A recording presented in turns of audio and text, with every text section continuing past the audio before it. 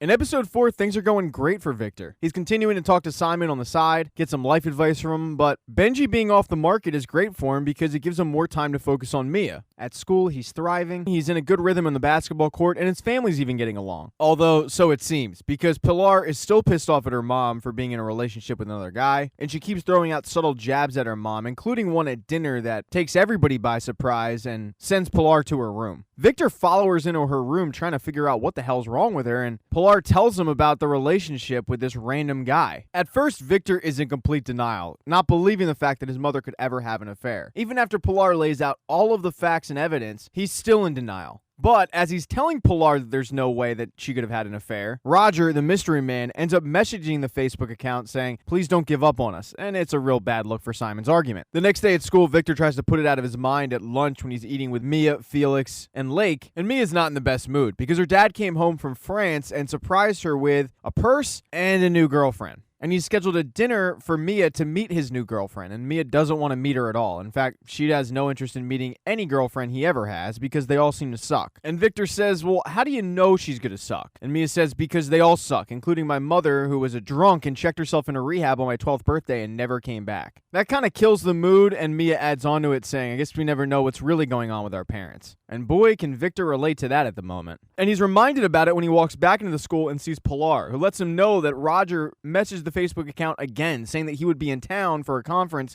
and wants to see her. And Pilar thinks the two should head to the conference posing as their mom and put him in his place. And to Pilar's surprise, Victor is all about that idea and says, "Yeah, let's do it after school." So Victor and Pilar head over to the hotel, and at first they think they've found who they figure would be Roger. It's a guy sitting by himself. And they walk up to him and accuse him of having an affair with their mom, but then they realize that it's not Roger because this poor guy's wife shows up wanting to know who Isabel is. And both Pilar and Victor just got this guy in a whole heap of trouble with his wife. But as they're about to leave, Victor notices somebody that looks familiar to him. And that person is his dad's old boss. And at that moment, Victor knows that his mom did in fact have an affair because this guy is sitting there with a bouquet of flowers waiting for Isabel to show up. And maybe it's the fact that he actually knows this guy, but it hits home with Victor that his mom actually did have an affair. And unfortunately for Victor, he doesn't really have time to process all of this because he's got to head to his basketball game. A basketball game which Mia is planning on going to, but after her dinner with her dad's new girlfriend. And Mia's expecting her to be like all the other girlfriends, a bimbo. But to both Mia and Lake's surprise, she's not that at all. She works for a non-profit, she seems smart, and even though she's the exact opposite of what Mia expected, it doesn't stop Mia from being pretty rude to her. And when her dad calls her out on this, Veronica steps in saying, "No, I think I know what's going on here. Mia, you're acting out because your dad's in a real relationship and you figure that I'm trying to replace your mother, but I'm not." And Mia cuts her off saying, "Well, I wish you would replace my mother because that would mean that you're not here, just like her."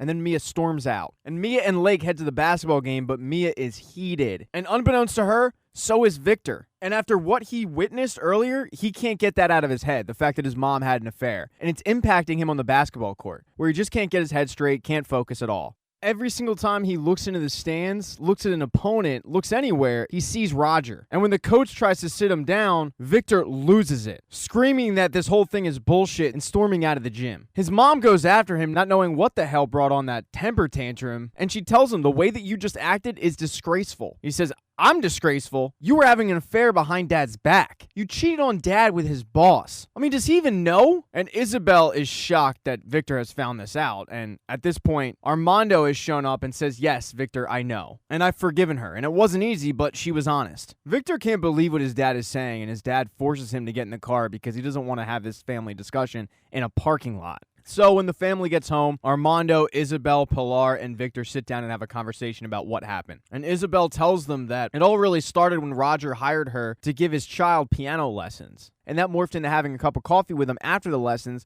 where the two would just talk. But somewhere along the way, it crossed the line and got physical. And when that happened, she did shut it down. She apologizes to them, saying that what she did was wrong and she loves their father more than anything. And Armando speaks up saying, "I took your mom for granted, and she just needed somebody to talk to, and I wasn't there." They then reveal that after everything that happened with Roger, they decided that what was best for their marriage and best for the family was a fresh start. Armando got the gig in Atlanta, and they decided to move out. And Pilar, who has been having a tough time getting acclimated to Atlanta, is kind of disgusted to hear this because her whole life was uprooted because of an affair that happened between her mother and her dad's boss. Isabel continues to apologize profusely, but Victor and Pilar just get up and go to their rooms. And at this point, it's just Isabel and Armando, and Isabel thanks Armando for sticking up for her, not making her out to be just the bad guy. And Armando says, well, thank you for not telling them the rest. Isabel says, they hate me already, they shouldn't hate you too. So there's more to this story than meets the eye. Victor, who is really hurt, needs somebody to talk to, and that person is Mia. So he meets up with her at the coffee shop that he works at and says to her that he thought he knew his mom better than anybody, but apparently he didn't. Victor then apologizes to Mia, saying, I don't know why I'm telling you this, you've been through it with your mom. And Mia says, I gotta be honest with you, Victor, my mom is not an addict. She tells Victor the true story, that her dad was this psych professor and her mom was this free spirit artist who was taking one of her dad's classes.